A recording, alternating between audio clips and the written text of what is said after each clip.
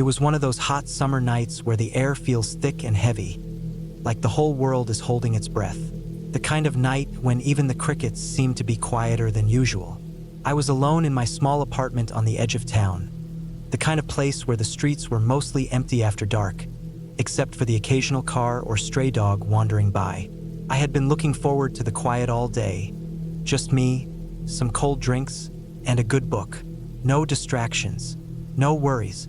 I live in an older building, the kind where the windows don't seal perfectly so you can hear everything outside, even when you try not to. It's the kind of place where the walls are thin and the pipes creak like they're groaning with every drop of water that passes through them. On a night like this, the usual city noises, the distant sirens, the chatter from neighbors, the hum of cars driving past, were barely there. The silence was almost too complete. I had left the window open just a crack, hoping to catch a bit of breeze. The fan in my room had stopped working a few days ago, and it was too hot to sleep without some airflow. The only light was the soft glow of a desk lamp by my bed, casting long shadows across the room. I was lying on my back, staring up at the ceiling, when I first heard it. Faint, rhythmic tapping. At first, I thought it was just the usual noise from the building settling, or maybe a branch brushing against the window outside. But the tapping didn't stop. It was steady, deliberate, slow, like someone tapping a finger against glass.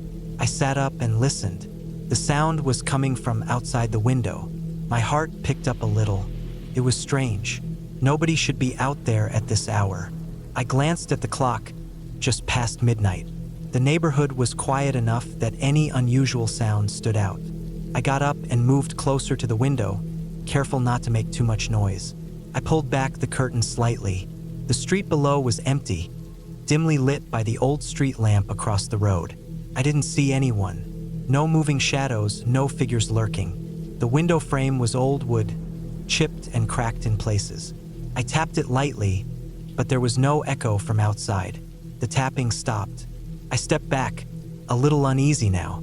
Maybe it was a bird, or a branch, or some loose piece of siding on the building next door that the wind was nudging. I told myself it was nothing, the kind of nothing you tell yourself to stay calm when your mind starts racing. I tried to focus back on the book, but the tension had settled in my chest. That tapping was too distinct.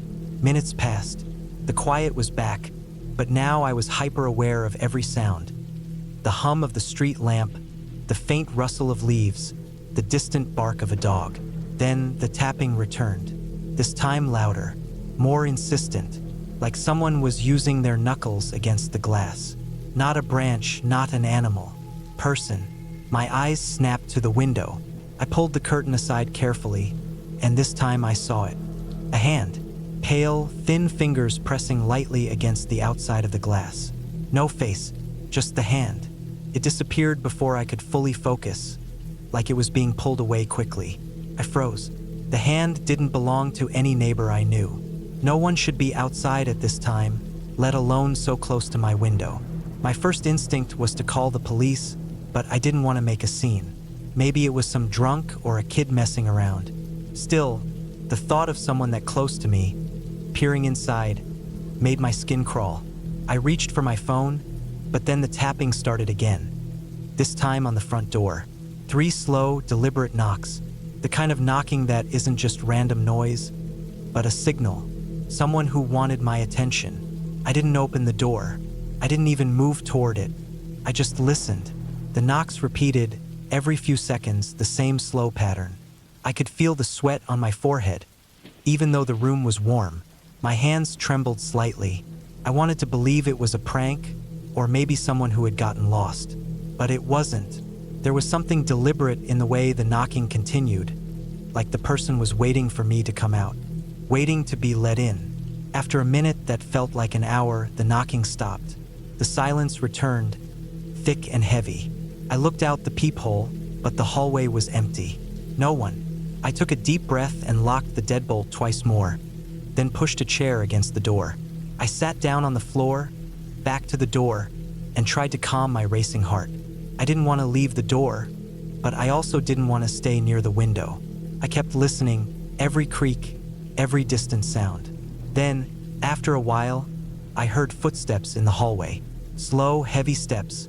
Someone was out there somewhere, not moving past the door, just pacing, back and forth. I wanted to scream, but the air felt thick in my throat. I wanted to run, but my legs wouldn't move. I just sat there, heart pounding, waiting for whatever was going to happen. Then the footsteps stopped. Silence. And suddenly the door rattled. Someone was trying to force it open. I scrambled to my feet and shoved the chair harder against the door. The handle turned. The lock shook under the pressure. My mind raced. I needed help. I grabbed my phone again, dialing 911, but the call wouldn't connect. No signal. Panic hit me hard. The person outside was strong. The door was old but sturdy, but I doubted it could hold for long. I scanned the room for something to defend myself with. My eyes landed on a baseball bat in the corner, left there from a past attempt to feel safer. I grabbed it. The rattling got worse. The door shook, splinters flying. Then a sharp crack. The lock broke. The door handle turned fully, and the door began to open. I raised the bat, ready to swing, but the door stopped. The opening paused. Then it slammed shut, hard, as if whoever was outside was frustrated. The footsteps retreated down the hall. The building was quiet again. I waited, gripping the bat, sweat pouring down my face. I was too afraid to move, too afraid to call for help again. I didn't sleep that night. When the morning came, I called a locksmith to change the locks, and I reported the incident to the police. They told me it might have been a burglary attempt. The area had had a few break-ins lately. I realized that the tapping, the knocking, the hand at the window, it was all someone testing the doors and windows, looking for an easy target. The night had been the scariest I've ever had because it wasn't monsters or ghosts. It was something much more real. Someone breaking into my home, trying to invade my safe space.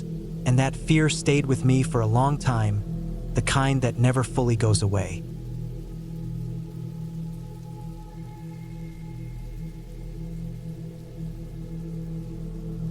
It was one of those hot summer nights where the air feels thick and heavy, almost like it's pressing down on your skin. The kind of night when you can't sleep because every little sound seems louder, sharper.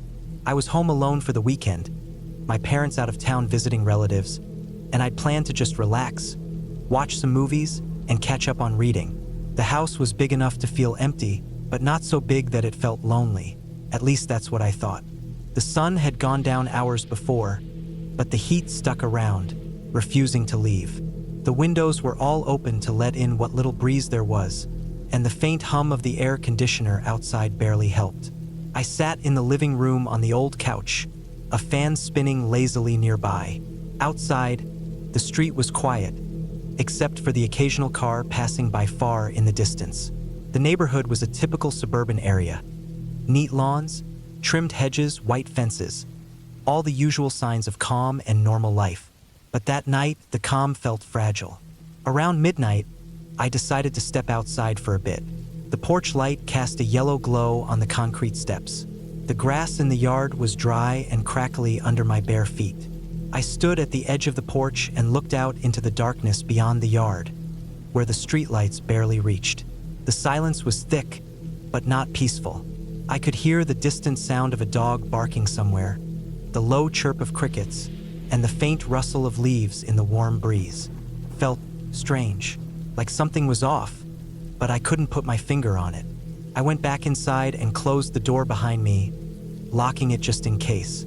The thought nagged at me for a moment. The way the darkness outside felt too still, too watchful. I told myself it was just the night playing tricks on me, the usual tricks that come when you're home alone and your mind runs wild. I made my way back to the couch, grabbed a bottle of water from the kitchen, and sat down again. The house creaked around me. Old houses do that, the wood settling, pipes groaning. But every once in a while, there was another noise a little different. A soft thud from upstairs. I froze. It was subtle, but definitely not the usual sounds. It didn't come again right away, but when it did, I noticed it was closer this time, like something heavy landing on the floor above. I tried to calm myself. Maybe it was a loose shutter banging in the breeze, or the dog on the street jumping off the porch. But the house was quiet now, and I kept hearing faint noises, creaks and thuds, always coming from the upper floor where the bedrooms were. I considered calling my parents, but then thought better of it. What would I say? There's noises upstairs and I'm scared? No, that sounded stupid. So I stayed put, eyes fixed on the ceiling, waiting. The night dragged on.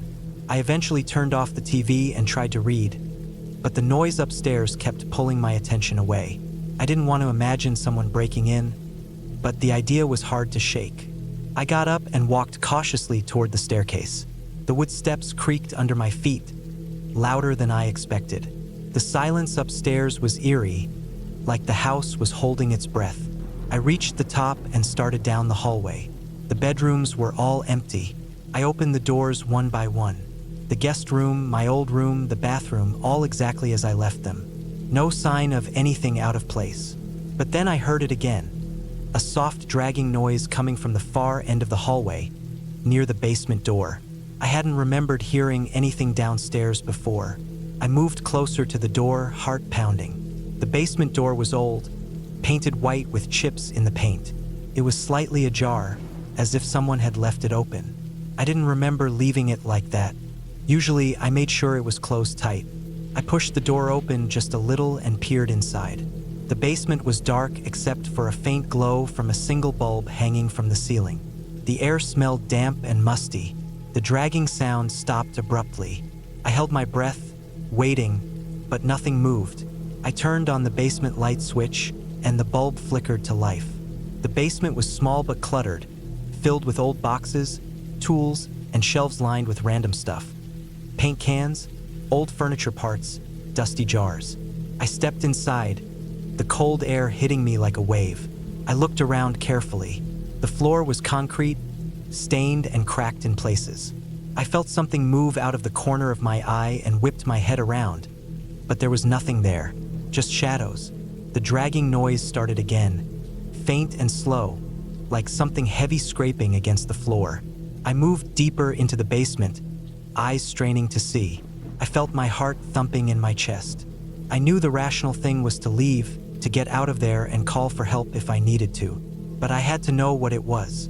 I followed the sound toward the back corner, where there was an old wooden crate.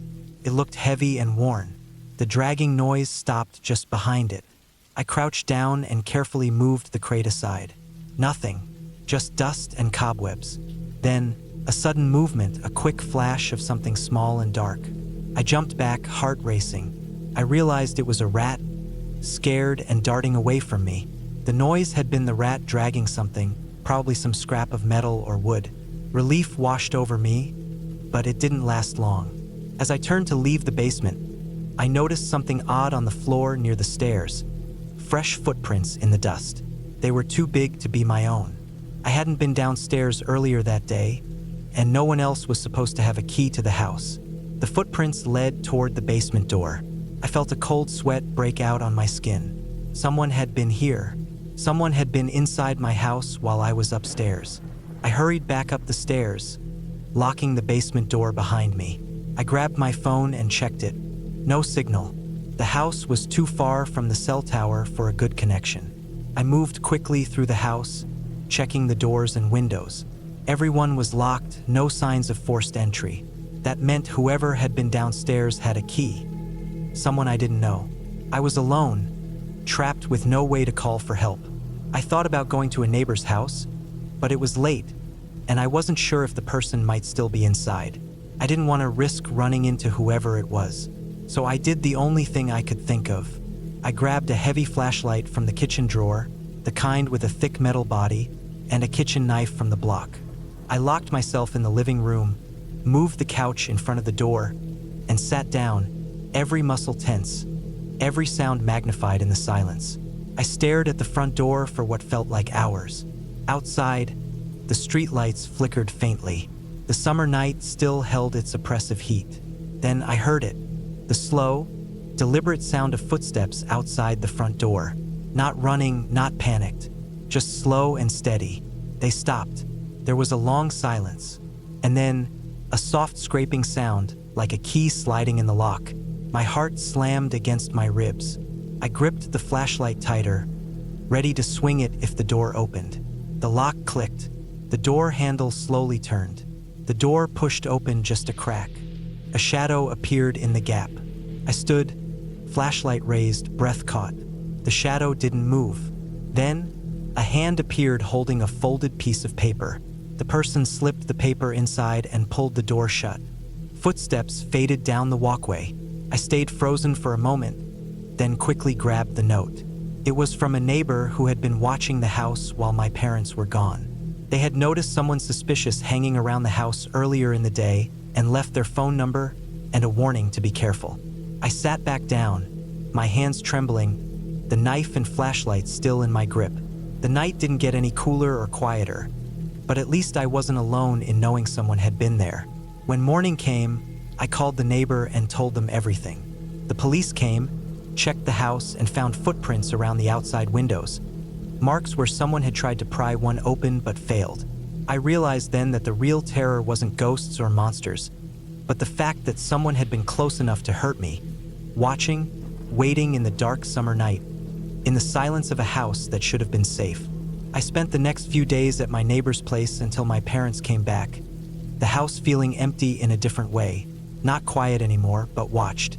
And even now, when the summer heat comes back and the nights get heavy, I still remember that night. The way the darkness wasn't empty, but full of someone else's presence, someone I never saw but knew was there. The house never felt safe again.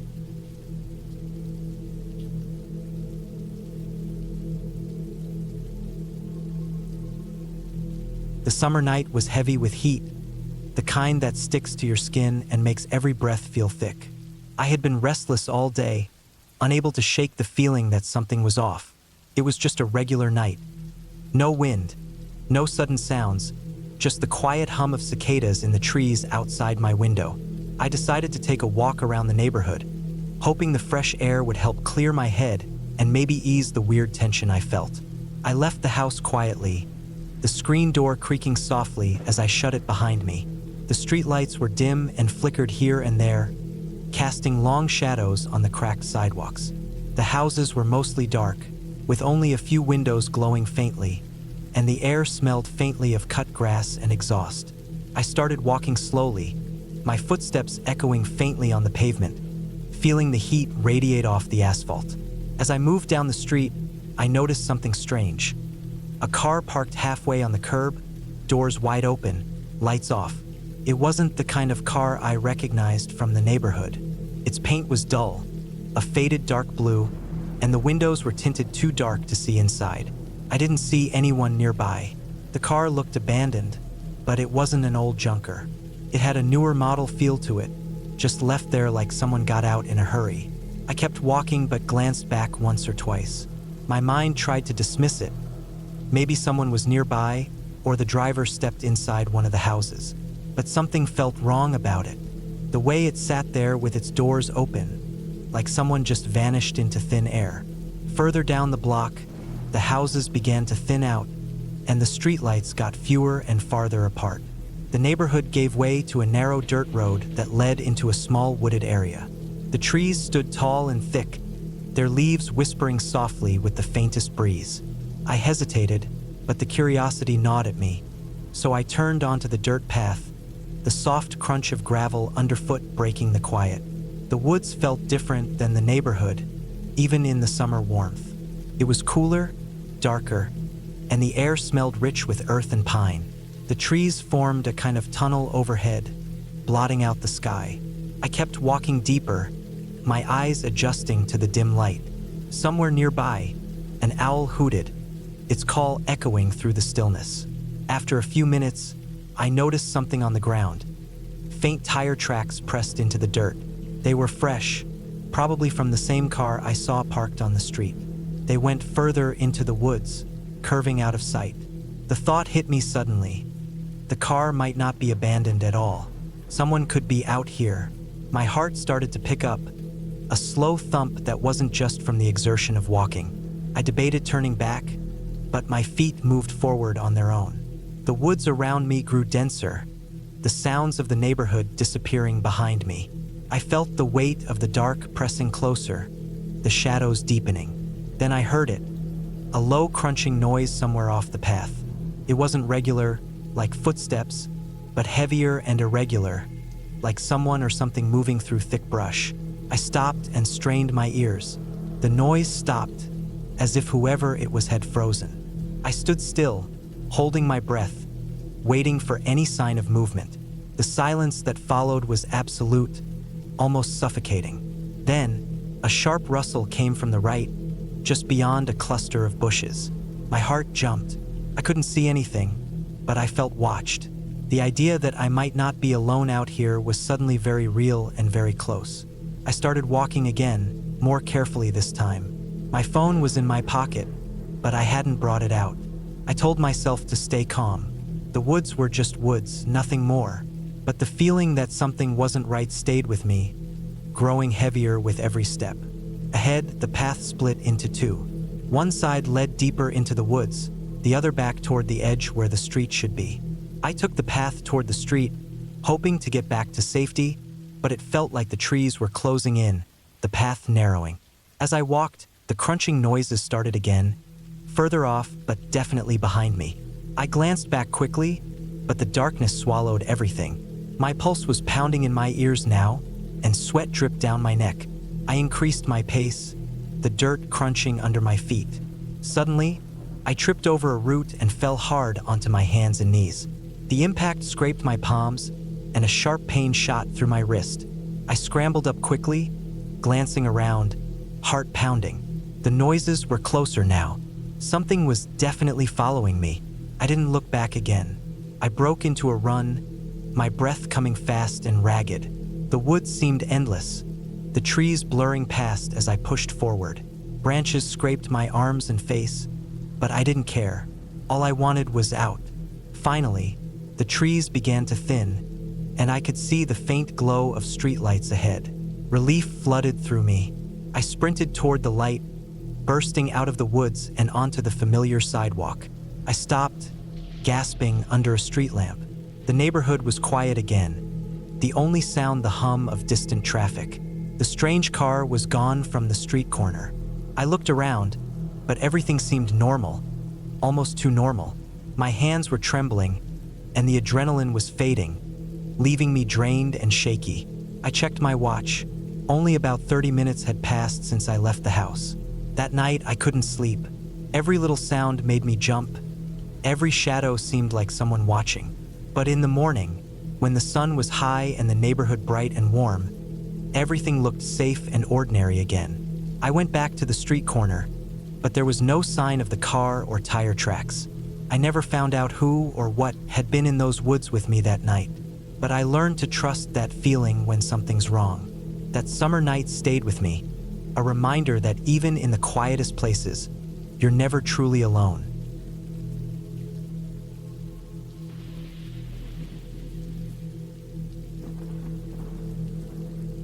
It was one of those summer nights that felt thick with heat, even though the sun had long since gone down.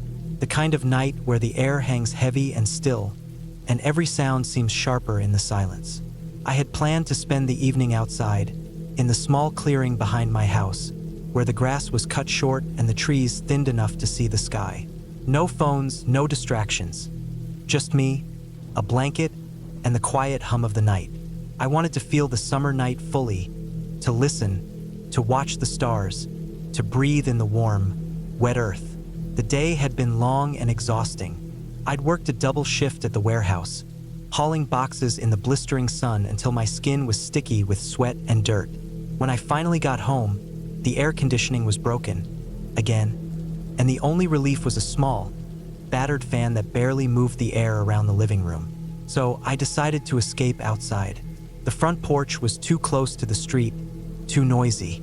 The back clearing was farther, but quieter, better. I grabbed an old blanket, a bottle of water, and a flashlight, just in case.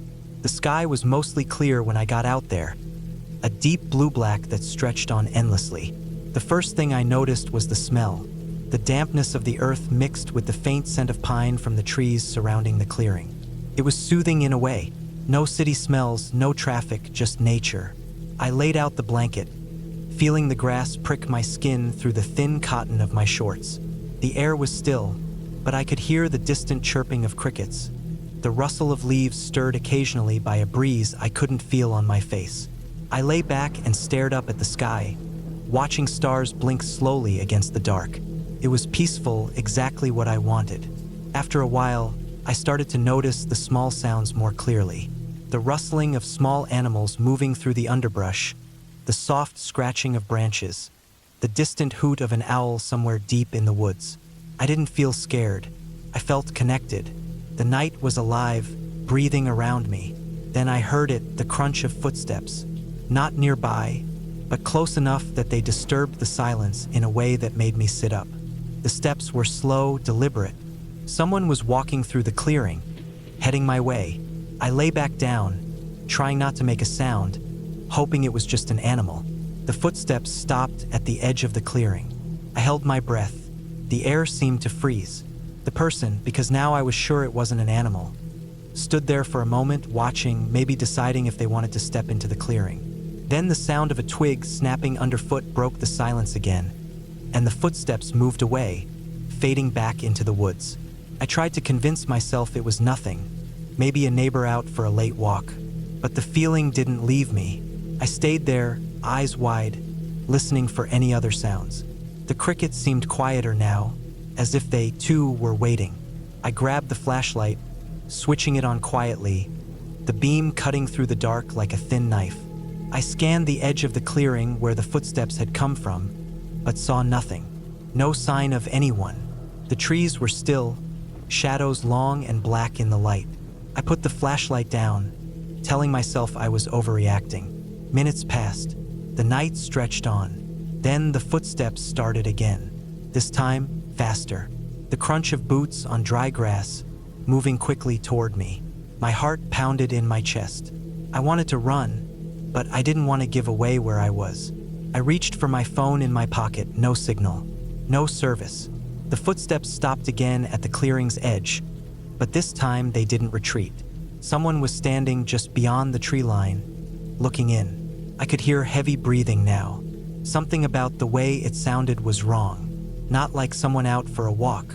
I sat up slowly, trying not to make noise. The flashlight was still off. I felt exposed. I grabbed the blanket and wrapped it around my shoulders. The figure didn't move.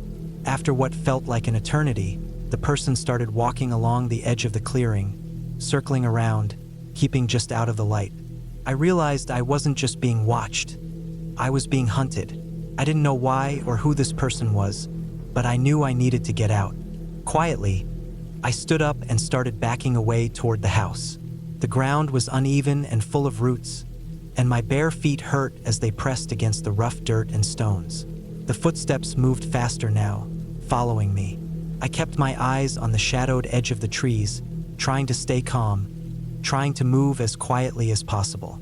The silence around me was broken only by the sound of my own breathing and the crunch of leaves under the person's feet. My heart was a drum in my chest. I felt sweat run down my back, sticky and cold. I reached the house and slipped through the back door, closing it softly behind me. I locked it, bolted it, and turned off all the lights. Inside, the house was dark and still. The quiet was deafening. I pressed my back against the door, listening. Outside, the footsteps stopped. Then, after a moment, they moved away, slower this time, fading back into the night. I stayed there for hours, the blanket wrapped tight around me, the flashlight in my hand, waiting for dawn. When morning finally came, the sun casting warm light through the windows, I opened the door cautiously. The clearing was empty, no sign of anyone, just the grass, the trees, and the usual morning sounds of birds. The heat of the day already rising, washing away the fear of the night. That summer night changed the way I looked at quiet places, at stillness. It wasn't just peaceful anymore. It was a reminder that danger could be hiding in the silence, waiting to step out when you least expect it. And that sometimes, the scariest things don't come from stories or shadows. They come from real people, real fear, and the unknown waiting just beyond the edge of light.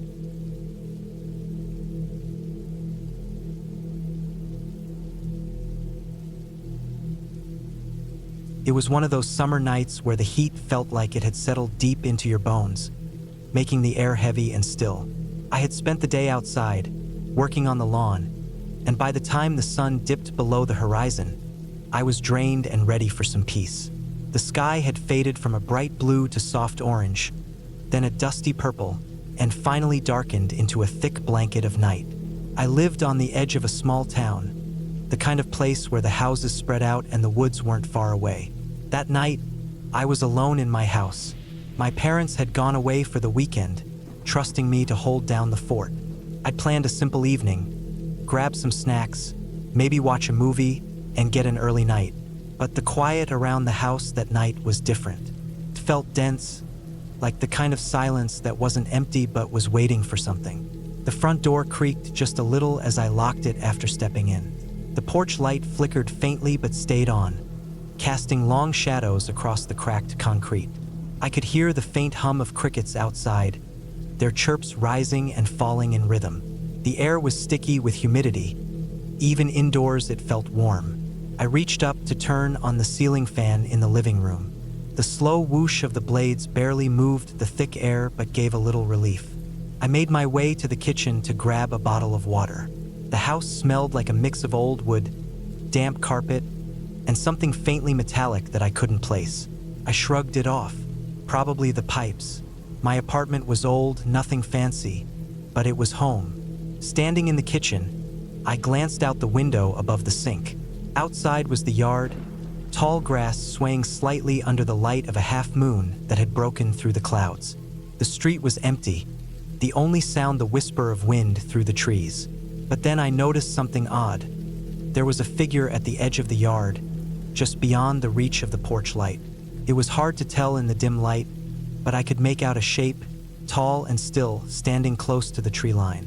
My heart skipped a beat. Maybe it was just a neighbor taking a late walk, but no one usually came around here at night. I blinked and looked again. The figure didn't move. My throat tightened. I didn't want to believe it was someone lurking outside, but the feeling of being watched crept over me. I told myself it was nothing, maybe a trick of the shadows, but I stayed by the window a few minutes longer. The figure was still there. I closed the curtain and moved away, feeling a chill despite the summer heat. I didn't want to leave the window open, so I locked it securely. Then I went to the back door, checking it was locked as well. Everything seemed fine. To keep my mind off it, I went to the living room and turned on the TV. I flipped through channels, stopping on some late-night cooking show. The sound filled the room, making the quiet less oppressive. But every few minutes, I found myself glancing toward the front window, almost expecting to see movement. Hours passed slowly. The night outside deepened. The moon disappeared behind thick clouds, and the house grew darker. The fan buzzed steadily above me, but the air felt heavier, suffocating in a way I couldn't explain. I could hear a faint tapping noise from somewhere outside, like a branch hitting the side of the house. I tried to ignore it. Suddenly, a loud thump came from the back porch. My heart jumped into my throat. I froze, listening. Then silence. The noise didn't repeat. My mind raced through possibilities. Maybe a branch had fallen, or some animal knocking around. I stood up and went to the back door, my hand trembling as I reached for the handle. I hesitated but pulled the curtain aside to look out. The porch was empty, the wooden steps wet from a recent rain earlier in the day. The yard looked just like before, except I could see footprints in the dirt near the back fence. I hadn't noticed those footprints before. They were fresh, deep enough to show someone had been there recently. The pattern was irregular, like whoever made them had been pacing or moving back and forth. My pulse quickened. The yard was supposed to be empty, and no one had permission to be here. I stepped back inside, locking the door again, and grabbed my phone. The screen was dim and cracked in one corner. I tried to call my parents, but no signal. The service was spotty out here. Next, I tried 911, but there was no answer. The line was dead. Panic started to settle in. I didn't want to admit it, but someone was outside, somewhere close by. The thought alone made the hairs on my neck stand up. I grabbed the biggest kitchen knife I could find and carried it with me as I moved through the house. I checked every window and door again, making sure they were all locked and secure. I pulled the curtains shut tight. The house felt like a cage now, Every shadow seemed to move, every small sound amplified in the stillness.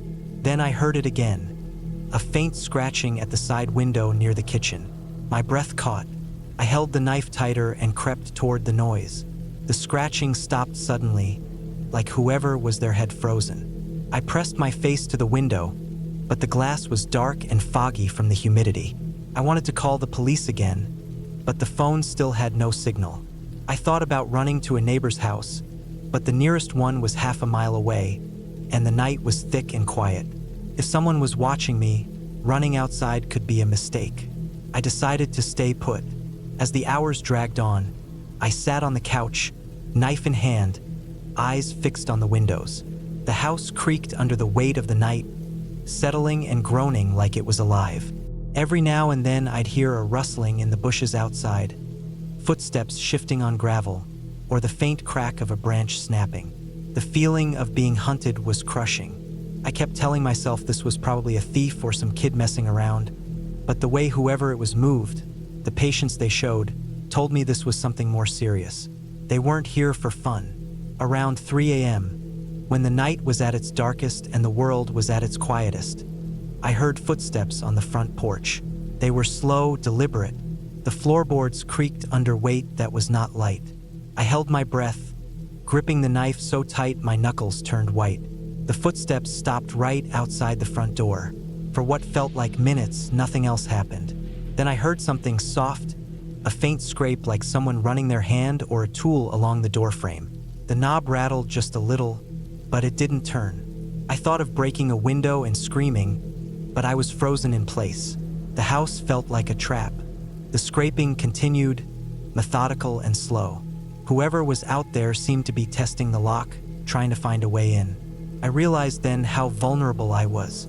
The front door was old, the lock rusty. If they kept at it long enough, they could get inside. I had to act fast.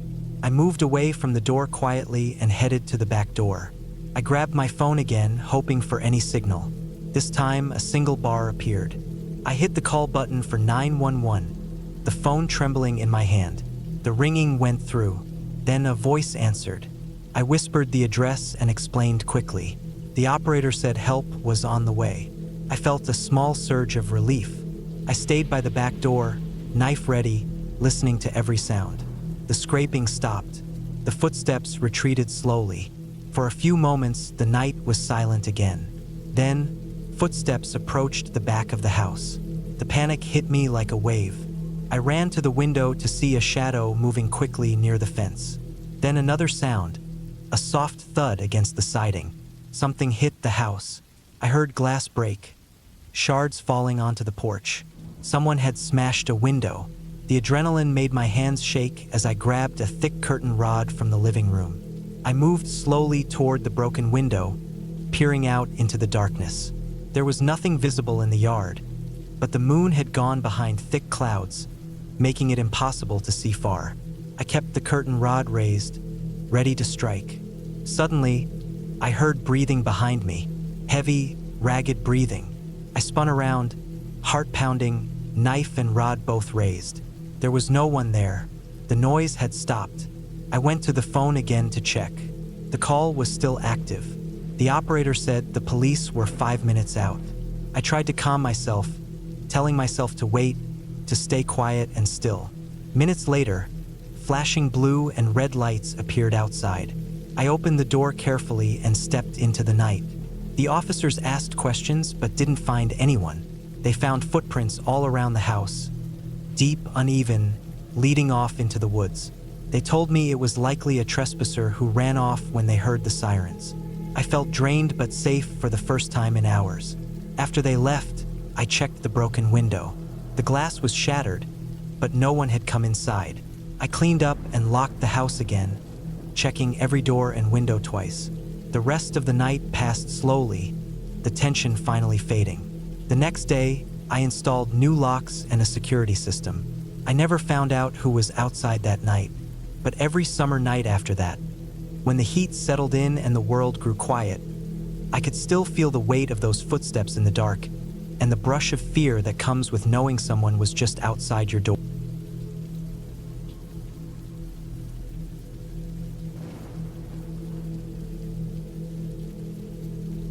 The summer night had settled like a heavy blanket over the small town.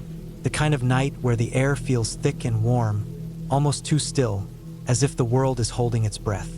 I had spent the day working outside, under the blistering sun, cutting grass and fixing fences on my family's farm.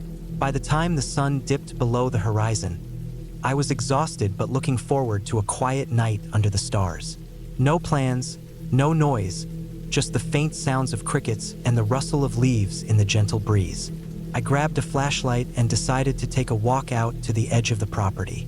It was one of those nights where everything seems calm on the surface, but something just feels off. The kind of feeling you can't shake. The kind you try to ignore, but it lingers in the back of your mind, quietly nagging at you. The path I took was a dirt road that stretched into the woods at the far end of the farm. I knew the area well, had been out here 1,000 times before. The trees stood tall and close, their shadows long and thick in the moonlight. As I walked, I noticed how the usual sounds of the night seemed quieter, like they had been swallowed up. The crickets were mostly silent. The leaves barely rustled. Even the usual night birds that hooted at dusk were gone. I stopped for a moment, shining the flashlight ahead. The beam cut through the darkness, showing the outlines of trees and bushes. The road looked normal, nothing out of place, yet the silence was deafening. My heart started to beat a little faster, not from fear, but from that strange sense of awareness that comes when something feels wrong but you can't explain why. I decided to keep going, telling myself it was probably just my imagination. I thought maybe an animal had moved through the area, or maybe some distant noise was blocking out the usual sounds. I kept the flashlight steady, my boots crunching on the gravel road. After about 10 minutes of walking, I heard it. A faint, soft noise, almost like a whisper. It wasn't loud, and it wasn't close enough to tell exactly what it was, but it definitely wasn't natural. It didn't sound like wind or animals. It was irregular, soft, like breathing or slow footsteps on dry leaves. I froze, shining the flashlight around, trying to spot the source. The beam landed on a small clearing off to the right. The trees thinned out there, and in the moonlight I could just make out some movement near the edge of the forest. It was subtle, a shadow slipping behind a tree trunk. My stomach tightened. I reminded myself it was probably just a deer or some other animal. But then the noise came again, closer this time, slow and deliberate. Not quite footsteps, but something scraping softly against the ground. My skin prickled with unease. I wanted to turn around, but the road back was behind me, and the night was so still, I felt stuck in place. I swallowed hard and tried to steady my breathing. The beam of the flashlight flickered, once, then came back steady. I took a cautious step forward. The noise stopped instantly. I stopped too, heart thumping loud enough to be the only sound in the night. I felt like something was watching me from the trees, waiting. The moon was high now, casting cold white light through the branches. Suddenly, my foot hit something solid. I looked down and saw a large, dark object half buried in the dirt. It looked like a metal box, old and rusted. I bent down and ran my hand over it. It was heavy. I pulled it free and wiped the dirt off the lid. No markings, just a cold, hard surface with a latch. The kind of box you might keep tools or old papers in. I was about to open it when a new sound came from deeper in the forest. A sharp crack of a branch breaking. It was loud, too loud for a small animal. My body tensed, and I dropped the box back on the ground. The noise came again, this time closer, accompanied by a faint shuffling sound like someone moving slowly but carefully through the underbrush. I didn't see anything, but I could feel eyes on me. I pulled my jacket tighter around me and started to walk back toward the farm, quicker this time. The road felt longer, like it stretched farther than before. Every shadow seemed to move. Every sound was a warning. I kept looking back but saw nothing. Then, from the corner of my eye, something darted between the trees. It was fast, almost a blur. My breath caught. I heard a faint snapping of twigs, then silence. By the time I reached the edge of the woods, the noise was gone, replaced by the familiar sound of crickets and the hum of distant traffic. I stopped and leaned against a fence post, trying to calm down. The box was still there where I'd left it, but now it seemed like it belonged to the woods, not to me. I debated whether to leave it or take it with me. I picked it up again, feeling the weight and cold metal in my hands. It was strange, holding something so solid and real in the middle of that silence. I decided to take it back. The walk home was tense but uneventful. The road felt shorter this time, as if the forest had released its hold on me. Back at the house, I set the box on the kitchen table under the bright light. The cool air of the house was a sharp contrast to the heavy night outside. I sat down, heart still pounding, and reached for the latch. It was stiff but opened with a click. Inside, there was a small collection of items: a folded map, a few old photographs, and a notebook with a worn leather cover. The photos were faded but showed the farm and the surrounding woods from decades ago, with people standing where the trees now grew thick. The notebook had pages filled with neat handwriting. I flipped through it, scanning the words. It was a journal written by someone who had lived here long ago. The entries described the land, the seasons, and something they called the Watcher. The writer spoke of strange noises at night, of feeling like they were being watched in the woods, just like I had tonight. They described it as a quiet presence, always near but never seen clearly. They mentioned finding marks on the trees, scratches, as if someone had tried to communicate or leave warnings. I looked back outside, toward the dark woods beyond the window. The summer night had changed somehow. It was no longer just quiet. It felt alive with unseen things. I spent the rest of the night reading the journal, piecing together a story of someone who had lived with the same feeling of being watched, of something real and human, but hidden just beyond sight. No ghosts, no monsters, just people, secrets, and the wildness of the woods. When the first light of dawn touched the sky, I stepped outside again. The forest looked calm and ordinary in the soft morning glow. But now, I understood the weight of that silence, the meaning behind the stillness on a summer night. The box stayed on my table, a reminder that some fears don't come from stories or shadows, but from real things we don't yet understand. Things we glimpse when the world goes quiet and the night holds its breath. And maybe that's scarier than any ghost.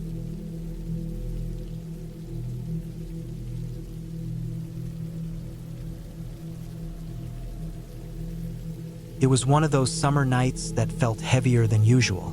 The air hung thick and sticky, making every breath feel like I was sucking in warm water instead of cool air. I had always liked summer nights, long stretches of darkness under a sky full of stars.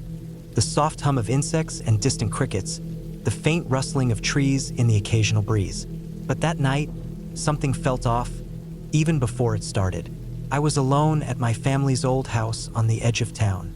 They'd gone away for a week, leaving me with the responsibility of checking on the place and making sure everything stayed in order. I wasn't thrilled about it, but it gave me some freedom I didn't normally have. No one hovering, no constant noise. Just me, the quiet house, and the dark yard beyond the windows. The house itself was one of those old ones built before everything was modernized. Big wooden floors creaked in places. The paint on the walls had faded and chipped over years of harsh summers, and the windows always let in a faint draft despite the heat outside. I liked the rustic feel, but I also knew it made the place feel more vulnerable somehow. You could hear everything: the wind, animals moving just outside, even the small sounds the house made as it settled in the night.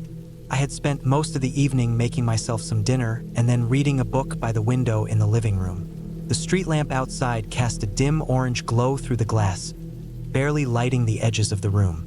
Outside, the trees swayed gently, shadows shifting and stretching. The usual night noises played in the background: a distant dog barking, a car driving by far off, the faint rustle of leaves. As the night deepened, the soundscape changed. The insects became louder, their constant buzzing now almost overwhelming. The air smelled damp, as if it had rained earlier, though I hadn't noticed any showers.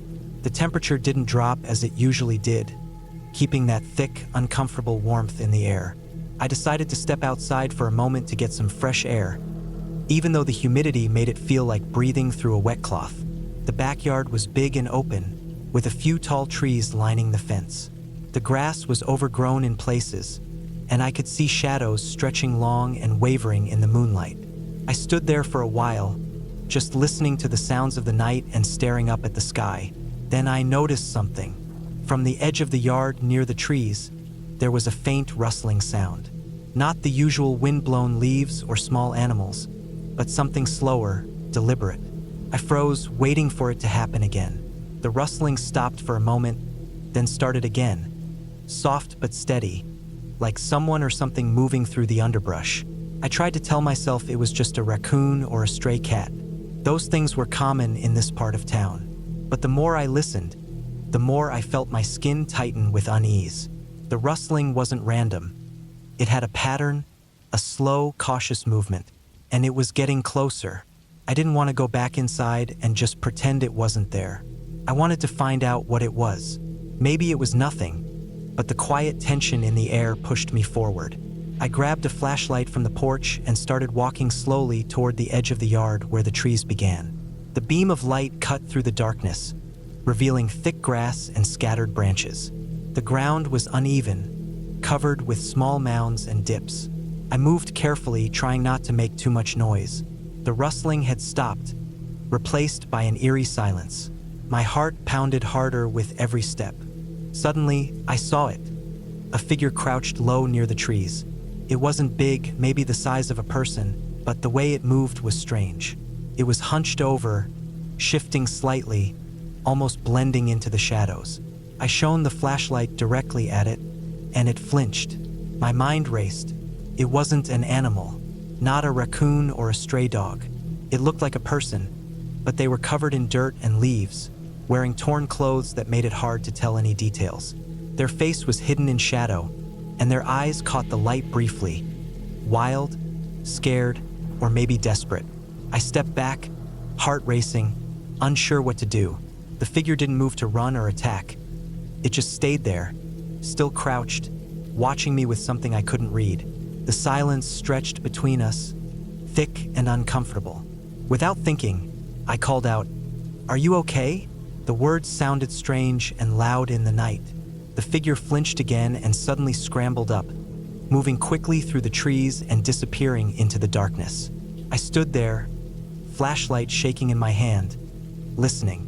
The rustling of branches grew louder as the figure ran deeper into the woods behind the yard. Then silence again. I hurried back to the porch and locked the door behind me. I tried to calm down, telling myself it was just someone in trouble or maybe a kid playing a prank. But my stomach twisted with worry. Who would be out there, alone and hiding in the trees in the middle of the night? What were they running from? I didn't sleep well after that. Every little sound made me jump. The house felt colder despite the heat outside. I kept looking out the windows, expecting to see the figure again, but the yard was empty. In the morning, I told my parents what happened. They said maybe it was a homeless person or someone passing through who needed help. They promised to check the area and be more careful next time. But I couldn't shake the feeling that something wasn't right. Days later, the police showed up with a search team. They'd found signs of someone camping illegally in the woods nearby. A young man had been reported missing in the area, and they suspected he'd been hiding there. When they found him, he was weak, dehydrated, and scared out of his mind. He'd run from something but wouldn't say what. The summer night I spent alone turned into one of the most unsettling experiences I've ever had. It wasn't about ghosts or stories from movies.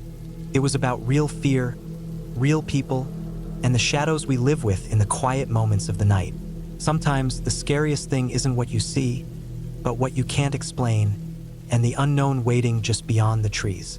And that night, on that heavy, humid summer night, I realized how thin the line is between safety and danger, and how close the darkness can be, even in a place you think you know.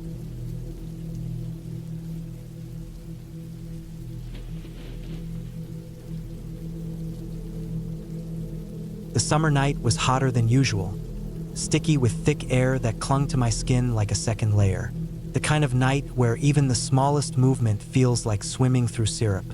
I had decided to spend the evening alone in the backyard, lying on the old hammock tied between two oak trees. The house was quiet. My family had gone to sleep hours ago, leaving me with just the sounds of insects and the occasional creak of the wooden fence swaying slightly in the warm breeze. It was supposed to be peaceful. I thought I would watch the stars, maybe listen to some music on my phone. But soon, the calm started to unravel into something tense, sharp, the way you feel when you know something is off but you can't put your finger on it yet. The first sign was the silence. Not just the quiet of the night, but a sudden stillness where everything seemed frozen. No crickets chirping, no rustling leaves, no distant barking dog or car driving by. It was like the world had sucked all the noise out at once. I sat up in the hammock, feeling the sweat cool just a little in the paws, and glanced around. The shadows cast by the streetlights stretched long and dark over the yard. My eyes tried to adjust but saw nothing out of place. Then I heard it, a faint scraping noise coming from the other side of the fence. Not loud but deliberate, slow, like someone dragging their shoe along the wood, moving inch by inch. My heart picked up without me asking it to. I lay back down, telling myself it was probably just a branch scraping in the wind, but the air felt heavy, almost suffocating. I decided to get up and check. The hammock swung lightly as I climbed out and walked toward the gate at the back of the yard. The moon was hidden behind clouds now, making everything darker, the shadows denser. I reached the gate and pressed my ear against the wooden planks. The scraping stopped. Complete silence again. Then, suddenly, a soft thud hit the ground nearby. Not loud, but enough to make me jump. I peered over the fence to the side alley where the city's old garbage bins sat, but nothing moved. The street was empty and still. I shook my head and stepped back, locking the gate behind me. Maybe I was just imagining things. It was easy to do on nights like this, the heat making you tired, the dark twisting your mind.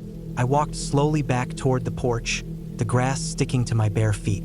That's when I noticed it, the footprints. Wet, fresh marks on the grass, leading from the back gate toward the side of the house. Not my footprints, not the family dogs. Someone else had been here very recently. The print shapes told me they weren't boots or shoes, but bare feet. I followed the prints carefully.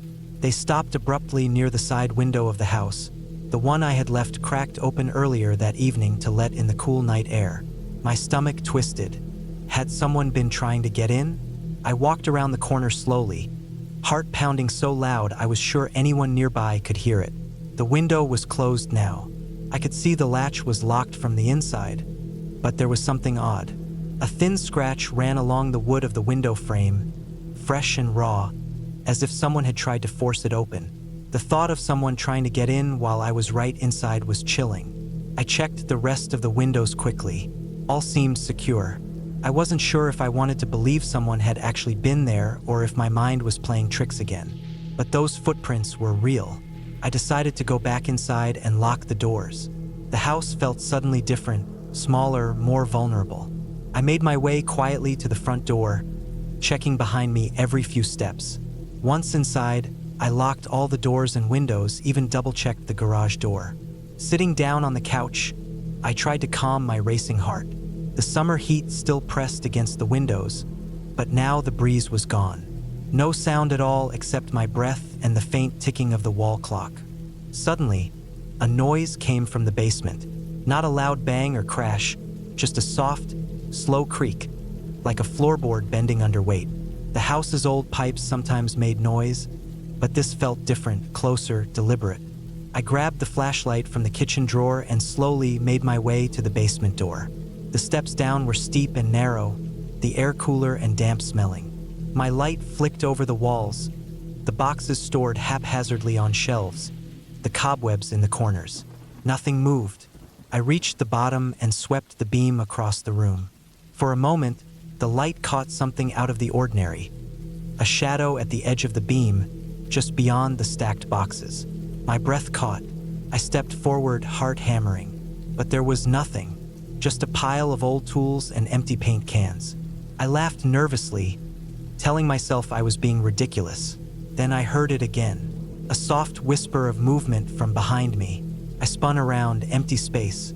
The basement window was open just a crack, letting in the warm night air. I slammed the window shut and locked it tight. As I turned back, I noticed the floor was wet in one small patch near the stairs. Drips, slow and steady, had fallen onto the concrete. The source was unknown. My mind raced. Maybe a leak, maybe condensation, but the basement was usually dry. I grabbed a rag and wiped the wet spot. The coldness of the floor beneath my hand made me shiver. Back upstairs, I locked the basement door and sat on the stairs for a long time, trying to breathe normally. My phone's battery was low, and I debated calling someone. But who? The police? What would I say? Someone had been outside, maybe tried to get in. I wasn't even sure if I was safe. Suddenly, the power went out. The lights flickered once, twice, and then the house was plunged into darkness. The cool air from the basement seemed to vanish, replaced by the thick, hot night air pressing in on all sides. I fumbled for my phone, holding it up like a lifeline. The small screen lit the room weakly. Outside, the night seemed even darker, the shadows swallowing the shapes of the furniture and walls. That's when I heard the footsteps. Slow, heavy, deliberate steps on the porch outside the front door. Not like the quick, light step of a small animal, but large, solid feet. I pressed myself against the wall beside the door, heart pounding so hard I thought it might burst. The footsteps stopped. For a long moment, nothing. Then a faint scraping sound at the bottom of the door, like someone trying to push it open. I looked for anything I could use as a weapon. My eyes fell on the metal baseball bat I kept by the closet for emergencies. I gripped it tight, listening. The door shook slightly, the lock rattling. I raised the bat, ready to swing. Suddenly, a loud bang echoed from the back gate, like something heavy hitting the wood hard. The footsteps scrambled away, fast now, retreating toward the backyard. I ran to the window and looked outside, the streetlight casting long pools of yellow across the grass. The gate was swinging open slowly, pushed by the breeze or whoever had been there. I stepped outside carefully, bat in hand, scanning the yard. The footprints were gone. No sign of anyone. I locked the gate tightly and went back inside, double locking every door and window again. The power returned a few minutes later, humming back to life. I stayed awake the rest of the night, sitting in the living room, bat by my side, watching every shadow, every flicker of light. The summer night was no longer warm or peaceful. It was a reminder that someone had been there, watching, waiting for a chance. When morning finally came, the sun bright and golden, I stepped outside into the fresh light. The footprints were still faintly visible in the dew on the grass. I took a picture with my phone, then called the police to report the break-in attempt. They said they would patrol the neighborhood more often and to be careful. I told my family everything when they woke up, and together we checked every lock and window again. That summer night stayed with me for a long time. It wasn't about ghosts or monsters, just a reminder that danger can be real and close. Hidden in the silence, the dark, the stillness of a summer night when you least expect it.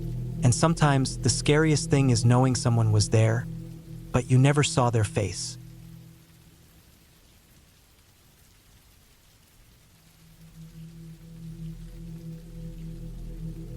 The sun had set hours ago, and the heavy heat of the summer day still clung to the air like a thick, wet blanket. The night felt close, suffocating almost, as if the darkness itself was waiting for something to happen. I was alone, out in the middle of nowhere, parked beside a small, cracked asphalt road that cut through the countryside like a forgotten scar. My car was the only thing moving in this quiet stretch, surrounded on all sides by dense woods that pressed in hard against the edges of the road. It was one of those summer nights that feels calm on the surface but carries an invisible tension underneath. The kind you don't notice at first but that grows heavier with every passing minute. I had driven out here to clear my head. The city had been eating away at me for weeks. Noise, people, constant pressure, and I just needed a break. No phone signal out here, no distractions, just me and the dark woods. I pulled over to the side, rolled down the windows despite the bugs that were buzzing in, and sat in silence, staring into the black forest ahead. The only sound was the occasional rustling of leaves stirred by a light breeze. The stars above twinkled faintly through the thick canopy, but it was like the night had swallowed the light whole, making the world feel smaller, tighter. I reached into my backpack for the water bottle I'd brought along. The plastic was warm from sitting in the sun all day. I took a long drink and let my head lean back against the seat. That's when I noticed it. A faint noise, not quite the wind, not quite an animal. Something soft, almost deliberate. I froze and turned my head slowly toward the woods. The noise stopped. I waited, heart beating a little faster, eyes squinting into the black. It was just silence again. I told myself it was probably some animal, maybe a raccoon or an owl. The woods were full of life after all. But that didn't explain the feeling crawling up my spine, a warning that something was off. I told myself to shake it off and reach for my phone to check the time. No signal, just as I suspected. Out here, the world cut off from everything like I was on another planet. The darkness pressed harder now, the silence no longer comforting but oppressive. I shut the windows and turned on the car's headlights briefly, scanning the edge of the trees. Nothing, just shadows shifting between the trunks, leaves fluttering as if in a soft breeze. But then, out of the corner of my eye, I caught a glimpse of movement, a figure stepping out from the shadows. My heart slammed. I jerked my head back to face forward, trying to convince myself I had just imagined it. But the shape was still there, still moving. Not an animal, not a deer or a raccoon. It was a person. But who would be out here? Why would someone be walking near the road at this time? I locked the car doors without thinking, gripping the steering wheel tightly. The figure paused at the tree line, almost like it was watching me. Then, just as suddenly, it vanished back into the darkness. My mind raced. There were stories about this stretch of road, strangers who wandered, sometimes hitchhikers who vanished. But I didn't want to believe any of it. Still, a knot tightened in my stomach. The night had shifted. What had felt like quiet peace now felt like something waiting, watching. I thought about calling for help, but no signal meant no calls, no messages.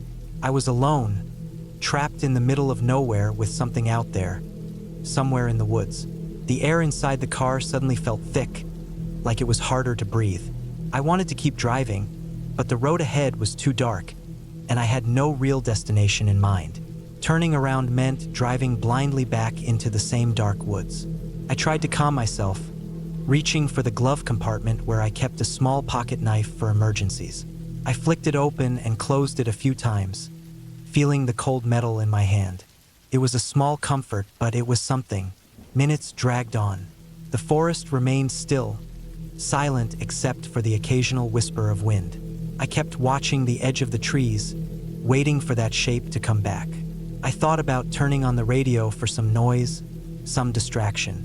I flipped through the stations until I landed on a static-filled country music channel. The crackling was comforting in a weird way. It reminded me I was still connected to the world, even if just barely. Then, out of nowhere, I heard it again. Footsteps, slow, deliberate, crunching on the gravel just outside the car. I could see the faint outline of the figure moving closer now, just beyond the headlights' reach. My heart raced. My breath came fast, shallow. I tried the door handle. It was locked. Thank God. The figure stopped moving for a moment, just standing there, waiting. Then, suddenly, it raised an arm and knocked lightly on the driver's side window. I didn't respond. I stared back, frozen. My mind screamed to run, to drive away, but my body was stuck. The knocking came again, softer this time, almost hesitant. I gripped the knife tighter. I thought about what to do next. Opening the window could be dangerous. Leaving the door locked seemed safer. But what if this person was in trouble? Couldn't tell. Another knock, then a faint, dragging noise from the other side of the car. It sounded like the figure was moving around the front, stepping carefully through the gravel. My panic turned to terror. I looked around quickly. No one else on the road, just me and the dark woods. Suddenly, a shadow appeared in front of the headlights on the passenger side. The figure stood there, just beyond reach, holding something. A long, thin object. It looked like a stick, or maybe a metal rod. My heart pounded so loud I thought it would burst. I tried the engine, but it wouldn't start, just the clicking of the battery dying. I had forgotten to turn it on. The figure reached out slowly, almost casually, tapping the passenger window with the object. I slammed the car into reverse, heart racing, and turned the wheel sharply. The tires screeched on the gravel as I sped down the road, headlights cutting through the thick night. I glanced in the side mirror just in time to see the figure step back into the woods, disappearing like a shadow swallowed whole. I didn't stop until I reached the next town, the headlights reflecting off the bright street signs like a beacon. The terror didn't leave me for hours. Even when I finally pulled into a gas station, safe under the bright fluorescent lights, the feeling stayed. I never saw who that figure was or what it wanted. But that night, on that lonely stretch of summer road, I learned just how close danger can be when you're alone in the dark, and how small and vulnerable you really are. No ghosts, no fairy tale monsters, just a person out there, and the endless black waiting behind them.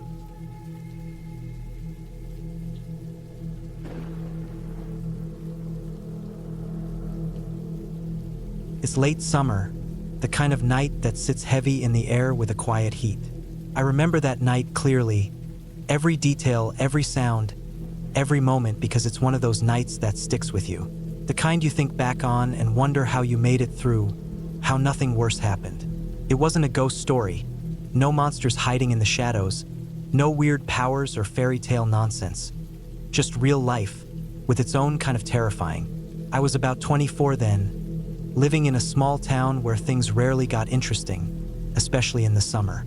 The kind of place where everyone knows everyone, and the nights are mostly still. That summer had been hotter than usual, and the nights didn't bring much relief. It was sticky, almost suffocating, the kind of heat that made you restless and sweaty no matter how many windows you opened or how many fans you pointed at yourself. I lived alone in a small apartment on the edge of town, in a building that had seen better days. The walls were thin, the windows old, and the locks on the doors weren't exactly the best. But it was affordable and close enough to work, so I put up with it. That night, the air had been heavy all day, the sky darkening slowly after a long, bright afternoon. I'd spent most of the evening trying to keep cool. Opened all the windows, set up fans in every room, and kept a cold drink in my hand. I was reading in the living room when the power went out. Just like that.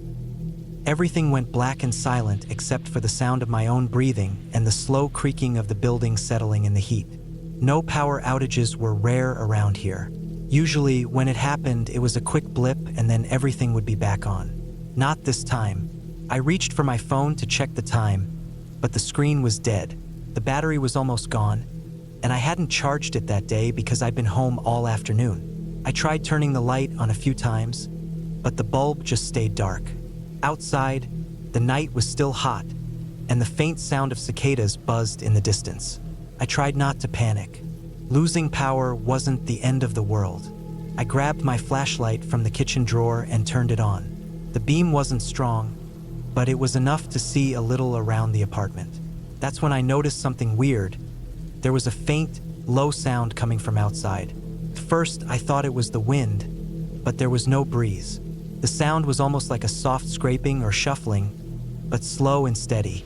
I went to the window and shone the flashlight out. The street was empty, the usual row of parked cars sitting still, and the trees lining the sidewalk swaying just a little. No people, no animals that I could see.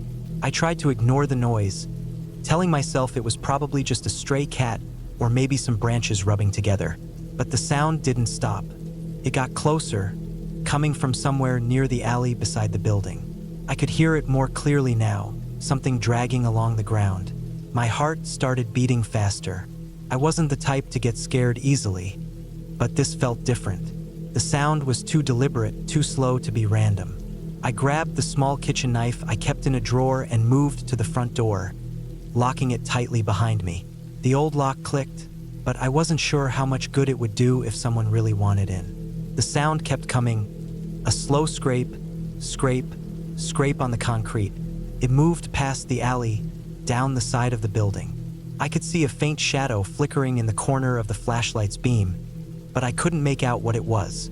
I stayed by the door, knife in hand, ready to defend myself if needed. Minutes passed, the sound moving away slowly until it disappeared into the distance. I waited for a long time after, but nothing came back. Eventually, I relaxed a little, telling myself maybe it was just some drunk person wandering around or a loose piece of metal caught on the sidewalk. I sat back down, but I couldn't stop thinking about what I'd heard. The city was quiet now, too quiet, with only the faint buzz of insects to fill the silence. Then, about an hour later, I heard it again. But this time it was different. It wasn't outside. It was inside the building. A slow, heavy thumping coming from the floor above me. I lived on the 3rd floor, and above me was supposed to be an empty apartment. I'd never seen anyone move in, and the door was always locked tight. The thumping got louder, like something heavy being dragged across the floor, mixed with occasional sharp knocks.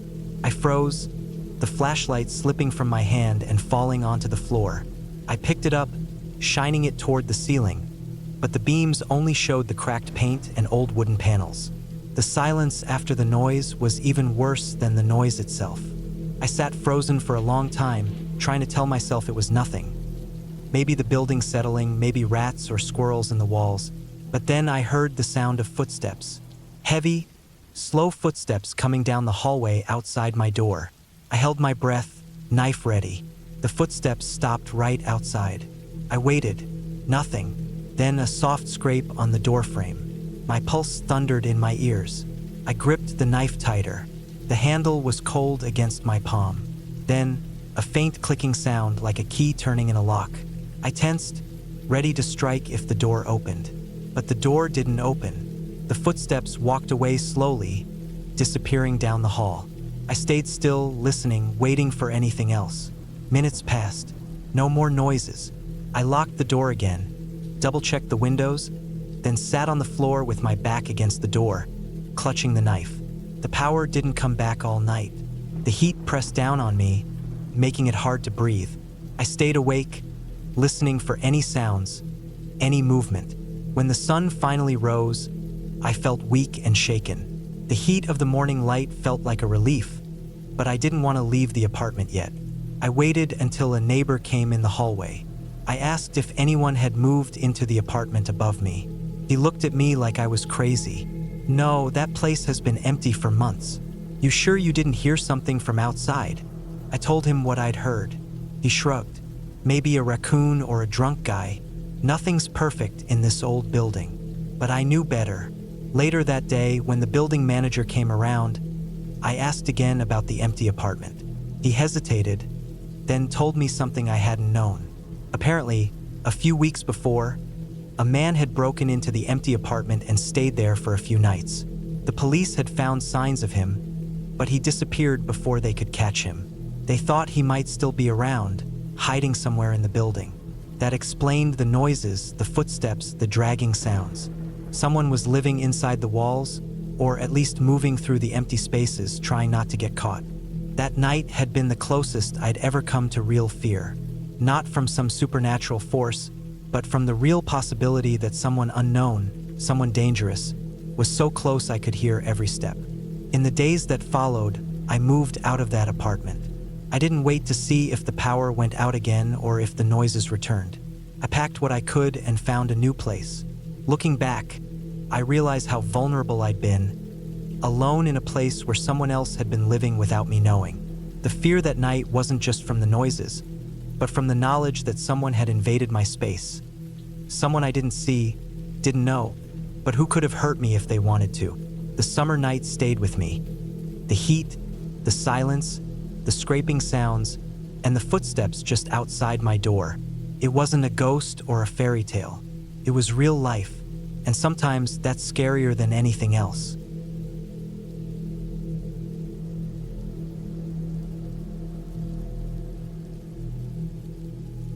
The summer night was still and warm, the kind of warm that settles deep into your skin and makes you feel like the heat will never leave, even when the sun goes down. I was alone, outside my small apartment, sitting on the cracked concrete of the narrow balcony.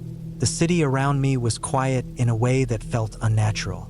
Usually, at night, there was at least some distant noise, cars, dogs barking, someone shouting somewhere far away. But that night, the silence was heavy, like the air itself was holding its breath. I had no plan to be outside so late. I was restless, the heat making sleep impossible, so I stepped out for some fresh air. The sky was clear, the stars barely visible through the haze of city lights. The summer air smelled of dry grass and something faintly burnt, maybe from the garbage piles on the other side of the street. The street lamp nearby flickered weakly, casting long shadows over the cracked pavement. I leaned back against the cold metal railing, trying to calm my racing thoughts. It was then I noticed the faint sound, something soft, almost like footsteps, but too light, too careful. The sound didn't belong to the city's usual rhythm. My heart started to beat faster, not because I felt scared yet, but because the silence had been broken by something unfamiliar. I turned my head slowly to look down the street. The dim light made it hard to see, but I thought I caught a glimpse of a figure moving quietly across the road, near the edge of the park. The park. It was small and usually empty at night, a few scattered benches and a faded playground. The trees stood like dark shapes, their branches moving slightly with the breeze. That figure was definitely there, walking slow and steady, as if avoiding making noise. I blinked, trying to be sure, but it was real. The figure was human, though I couldn't tell if it was a man or a woman. The way they moved made my skin crawl. They seemed to be watching, but watching what? I couldn't tell. The city had never felt this quiet and strange before. I stayed frozen for a moment, eyes fixed on that shadow. The figure stopped by the edge of the playground, where the dim light of a broken lamp flickered. They looked down, maybe at something on the ground. I couldn't see clearly, but they seemed to reach out and pick something up. Whatever it was, it made me uneasy. I wanted to turn away, to go back inside, but my feet stayed planted on the balcony floor. Suddenly, the figure turned their head slowly, and even though the light was weak, I could see their face, or at least the outline of it. It was pale and sharp, like someone who hadn't seen sunlight in a long time. The eyes caught the flicker of the street lamp and glinted coldly. Then they moved again, walking slowly toward the alley between two buildings. I stepped back inside quickly, closing the balcony door behind me without a sound. The click of the lock was loud in the silence. I sat down on the floor next to the door, my back pressed against the wall, listening. The footsteps came closer, soft but steady, moving from the alley toward the street. I could hear them stopping near the entrance of the building, the sound of something heavy sliding against the pavement. I didn't want to look. My mind was spinning with questions, but I forced myself to stay quiet, to stay calm. The footsteps moved away, fading into the distance. After what felt like an hour, I finally allowed myself to breathe again. Morning came slow, the sun burning away the night's chill. I looked out from the window. The street was normal again. People starting their day, cars driving by, children laughing somewhere far away. But on the pavement near the alley, there was something strange. A small pile of broken glass and a faded, torn piece of paper. I went down to the street to look closer. The paper was crumpled and dirty, but I could make out a few words written in shaky handwriting. "Help me, they're watching." That's when I realized the summer night had been more than just heat and silence. Something was out there, something real, and it had found a way to reach me. But by the time I looked up, the street was empty. No sign of the figure, no sign of who had left the note. The city looked normal in daylight, but I knew better. The quiet of that night was a warning, and I wasn't sure if I would ever feel safe outside again.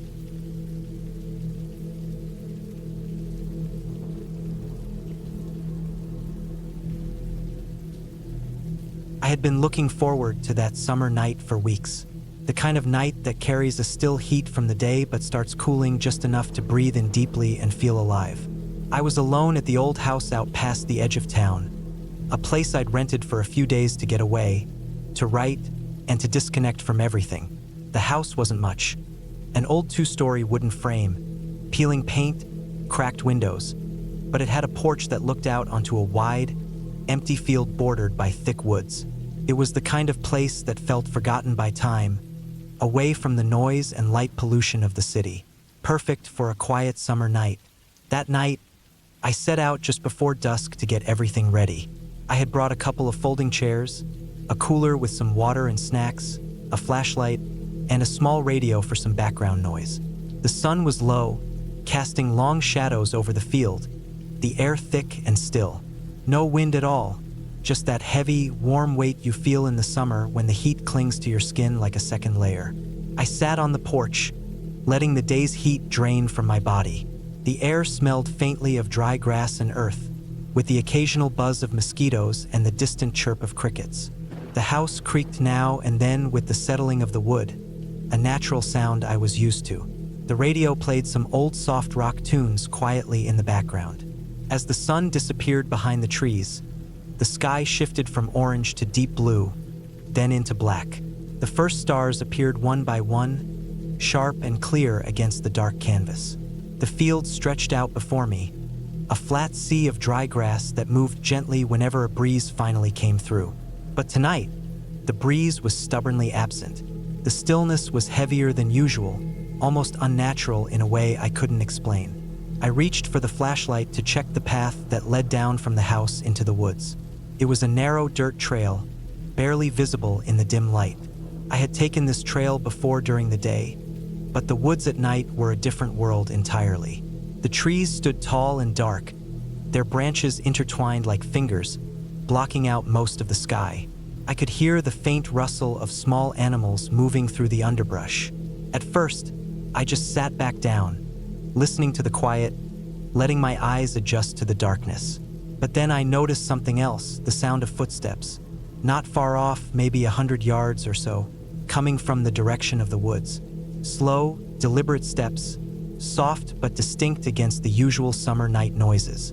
They didn't belong to any animal I knew. It was the kind of step someone would take if they didn't want to be noticed. My heart rate quickened. I glanced toward the edge of the field where the trees began. The darkness there was thick, almost like a wall. The footsteps stopped. I strained my ears, but then the only sounds were the usual. Crickets, the occasional hoot of an owl, the distant hum of cicadas. I tried to tell myself it was nothing, maybe someone else camping nearby or a hiker out late. But there was no other light in the distance, no signs of a campfire or a flashlight beam. And the feeling in my gut wasn't right. The kind of feeling you get when you know something isn't just out there, but watching. I moved inside the house quietly and locked the doors and windows, checking them one by one. The locks were old and shaky, but they did the job. The house suddenly felt small and fragile, like it could be broken into by a strong push. I grabbed my phone, but the signal was weak, barely 1 bar, and there was no service for calls or messages. I wasn't surprised. This place was deep in the countryside. I sat down at the kitchen table and switched on the overhead light. The harsh white glow filled the room, pushing back the shadows. I poured myself some water from the tap, my hands shaking a little. I kept listening, but everything was silent now. No footsteps, no rustling. The quiet was so heavy I could almost hear my own heartbeat. I knew I shouldn't stay outside, but I also didn't want to spend the whole night cooped up inside, waiting for something that might never happen. So, I decided to wait a while longer, keeping the porch light on for a little comfort. After some time passed, I went back outside and sat down on the porch steps, the old wooden boards creaking beneath me. The field was darker now, the grass blending into the shadows. The air was cooler, but still thick. I switched the radio back on, but the static was louder than the music. I turned it off and sat quietly, watching the stars blink above. Then, from the edge of the woods, I heard it again. That slow, steady step. This time closer, maybe 50 yards away. I didn't move. I just watched as a faint shadow appeared between the trees, barely visible in the moonlight. It was tall and thin, moving slowly and deliberately toward the field. My heart hammered in my chest. I stayed perfectly still, hoping it would pass by or turn away. But the shadow stopped at the edge of the grass, just out of reach of the porch light. It stood there for what felt like an eternity, not moving. I felt the weight of those unseen eyes locked onto me. I thought about running inside, but my legs felt frozen. Then the figure turned and disappeared back into the woods without another sound. I waited for a long time after, but nothing else came. I finally gathered enough courage to go inside and lock the doors again. I spent the rest of the night awake, jumping at every creak and snap from outside. When dawn finally came, I didn't waste time packing up. I left the house as fast as I could, not looking back. When I got to the main road and saw other houses and cars, I felt safe again. Days later, I heard on the local news about a man who had been arrested for stalking and breaking into homes in the area. The police found items in his car that belonged to several people who had reported missing belongings. I realized the figure I saw that night was probably him, watching the house, waiting for the right moment. I never went back to that house. I don't know if he was looking for me or just checking if anyone was home, but I learned to trust that feeling in my gut. That summer night was scary because it was real, because danger was there, close enough to touch but unseen. The heat, the silence, the dark woods, they didn't hide ghosts or monsters, but something worse. A human who wanted to invade the quiet safety of my solitude.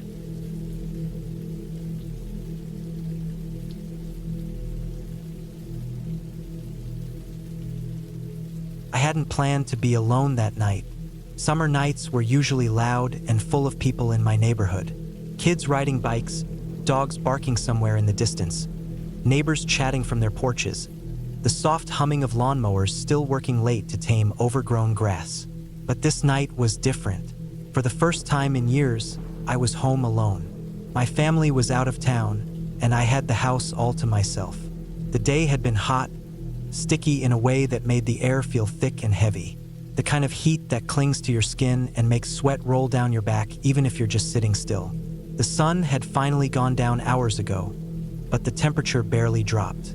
The humidity stayed, a blanket pressing on everything. Inside the house, the fans whirred on high, trying to push some coolness around, but it felt useless. By the time I settled into the living room, the sun was fully gone.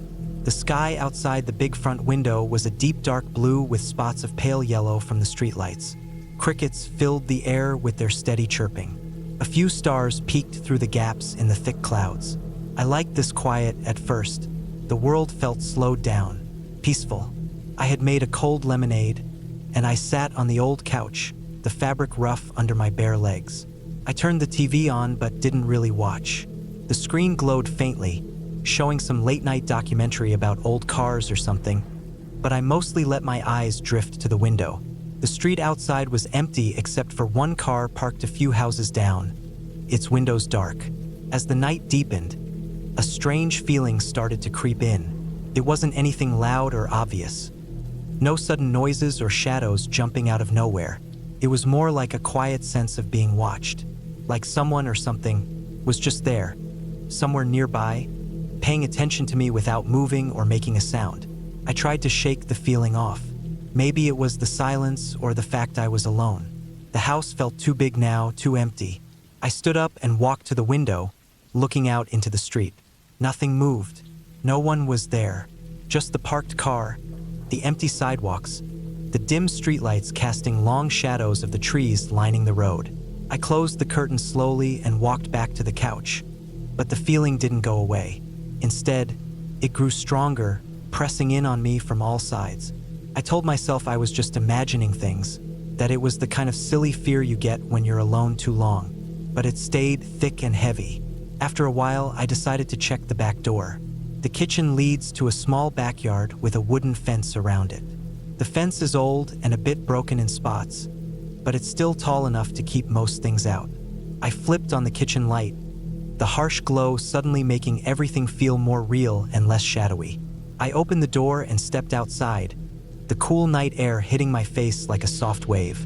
The backyard smelled like wet grass and dirt, a faint trace of something else, something I couldn't place.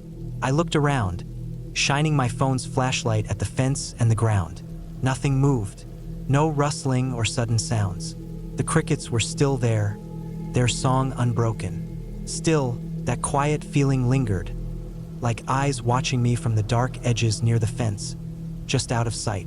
I shut the door and locked it firmly, checking the latch twice. Then I made my way to the front of the house to check that door too. The front porch was lit only by a small bulb that cast a yellow circle of light. I looked up and down the street again. Empty. The car was still there, unmoving. I noticed that the streetlight closest to my house was flickering slightly, the light sputtering like a candle about to go out. It made the shadows dance on the pavement. As I locked the front door, I caught a movement out of the corner of my eye. A quick, small shadow darted across the street behind the parked car. I froze, staring hard at the spot where it disappeared. Nothing else happened. No noise, no sound of footsteps or cars. It was just gone. My heart started beating faster. I told myself it was probably just a cat or some raccoon. There were plenty of wild animals around here, especially at night. But it didn't feel like that. It felt deliberate, like something watching me, waiting. I went back inside and closed every curtain. Then I turned off all the lights except the ones in the living room. The TV was still on, but I muted it and sat back down, trying to calm down. I told myself to think about something else. The quiet night, the summer heat, the lemonade I had left on the table. But then I heard it, a soft, slow scraping sound coming from the front of the house, like someone dragging their shoe or some metal scraping against the pavement.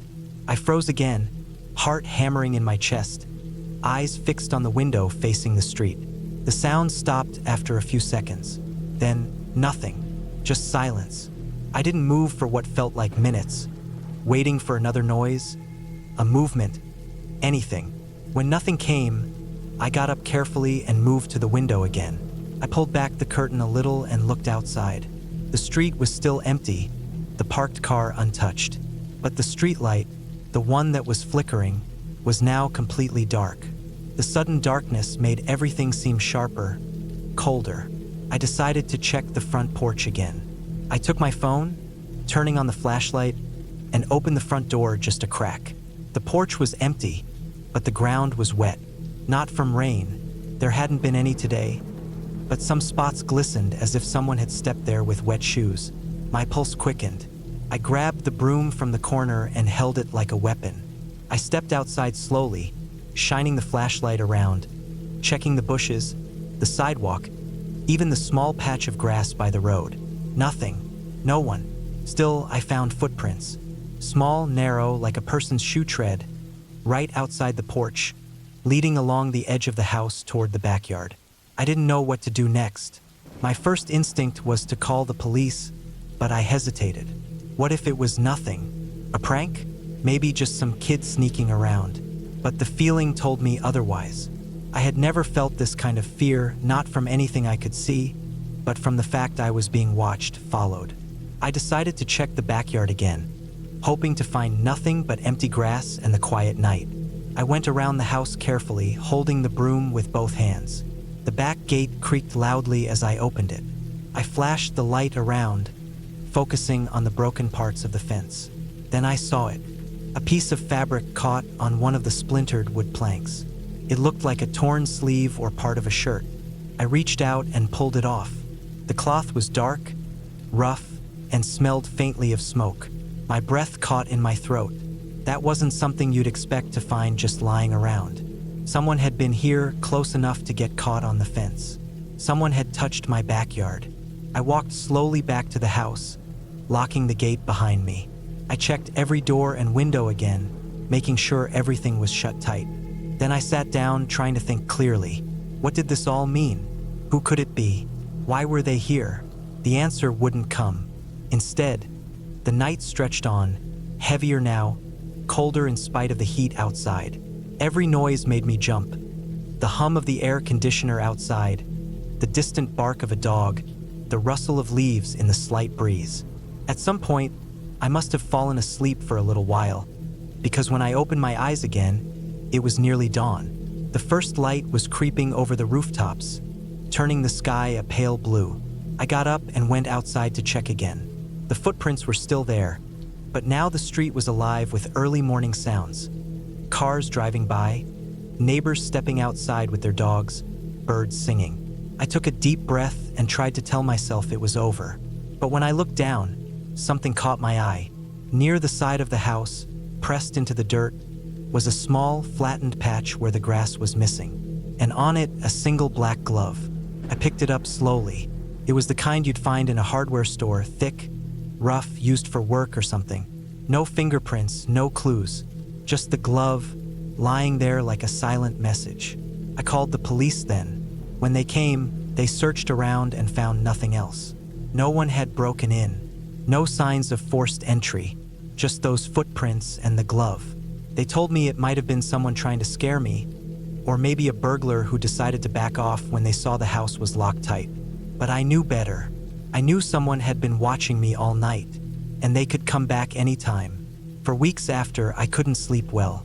Every night, I checked the locks twice, peered out the windows, listened for footsteps. The summer nights felt different now. The quiet was no longer peaceful. It was waiting for something I couldn't see, something that didn't need to shout or run, something that stayed just out of sight.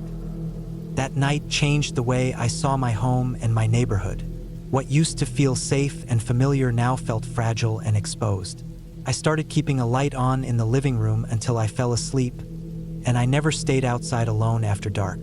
I bought better locks, cameras, and even a dog. But the worst part was the unknown. Who was out there? Why me? I never.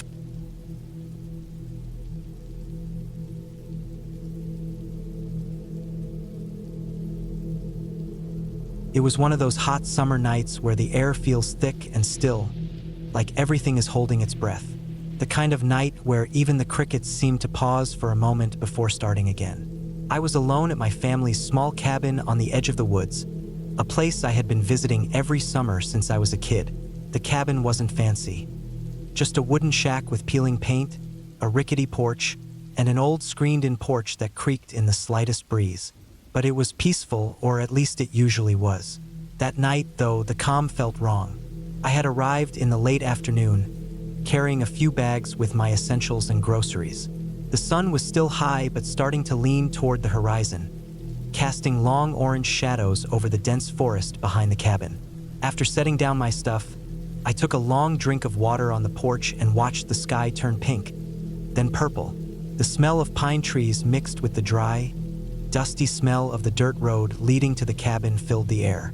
It was the kind of smell that always made me feel safe, like the woods were protecting this small spot from the outside world. I made a small fire in the rusty fire pit out front, just enough to keep the bugs away. The flames flickered softly, sending a warm glow over the porch steps and the few chairs I dragged over. The fire crackled as wood popped and hissed, and the smoke curled upward in lazy spirals, disappearing into the night sky. As the sun set completely and darkness settled in, I realized how quiet it was. The usual night sounds, frogs croaking near the nearby creek, owls hooting in the distance, wind rustling through the leaves, all seemed muted, like they were holding back. I brushed the feeling off and sat back in one of the old wooden chairs, pulling a blanket over my legs against the cooling air. The stars began to appear, small pinpricks of cold light scattered across the sky. I felt relaxed, the kind of relaxed where you can almost hear your own heartbeat. I took a deep breath, listening to the fire and the soft crackling of leaves nearby. Then, I noticed it, a faint rustling sound coming from the woods, just beyond the porch light's reach. It wasn't like the usual sounds of animals moving at night.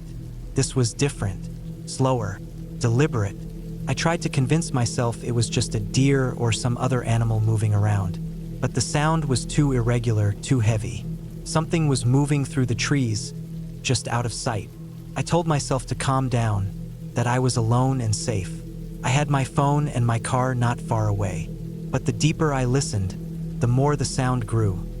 The crunch of dry leaves under heavy boots, maybe, or something scraping against bark. The kind of sound a human makes when they move quietly but with purpose. I thought about going inside the cabin to check the locks, but the door was just a few feet away, and it felt like whatever was out there could be watching me. So I stayed still, heart pounding, eyes fixed on the dark tree line. Then the noise stopped.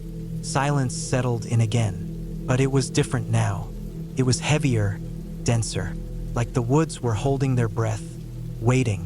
I decided to get up and walk toward the cabin door, my bare feet brushing against the rough wooden porch. As I reached for the handle, I caught a flash of movement out of the corner of my eye, a shadow darting between two trees, too quick to make out clearly. I froze, breath shallow. Whoever it was, they were close, I gripped the door handle tighter, feeling the metal cold and smooth under my fingers. I pulled the door open and slipped inside, shutting it quietly behind me. The cabin was dark and cool inside. The windows were small and dusty, but the moonlight coming through one of them cast a thin silver beam across the wooden floor. I locked the door and double-checked the windows. They were all closed and latched tight. I grabbed a heavy flashlight from the kitchen drawer and turned it on. The beam cut through the dark, lighting up the room. I moved slowly, checking every corner, every shadow. Nothing. I went back to the door and looked out through the small window next to it. The porch was empty. No footprints, no signs of anyone standing there. I felt a chill run down my spine, not from the cold, but from the sudden awareness that I wasn't just alone in the woods. Someone or something had been watching me. I went back to the living room, locking the door again behind me, and sat down on the old couch. My mind raced, thinking through all the possibilities. Was it some local kid playing a prank? A hiker who got lost? A hunter, maybe? But the woods were closed for hunting this time of year, and I hadn't heard any gunshots.